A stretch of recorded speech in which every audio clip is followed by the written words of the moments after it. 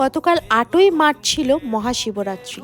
প্রতি বছরের মতন এবছরও পুজো করব বলে সকাল সকাল স্নান টান সেরে বেরিয়ে পড়েছিলাম পুজোর বাজার করতে।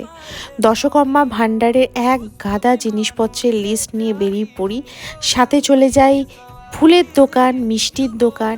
এই সব কাজ সেরে ফেরার পথে 4টি রজনীগন্ধা ফুল কিনে আনি। ইদানিং রজনীগন্ধা ফুলের গন্ধ আমার বেশ ভালো লাগছে, তাই বাড়ি এসে পুরনো ফুলগুলোকে সরিয়ে নতুন ফুল এই কাঁচের বোতলে সাজিয়ে ফেলি। আর তারপরে এইটাকে রাখি এই জায়গাতে যেখানে আমার অনেক গল্পের বই থাকে। তারপর সন্ধেবেলায় ছোটোখাটো করে পুজোর আয়োজন বাড়িতেই সেরে ফেলি। আর এই বছর আমার সাথে পুজোতে যোগ দিয়েছিল আমার 4.5 বছরের বোনঝি। দুজন মিলে বেশ সুন্দরভাবে পুজোটাকে করলাম।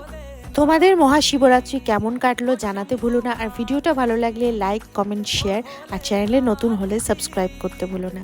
Bye bye.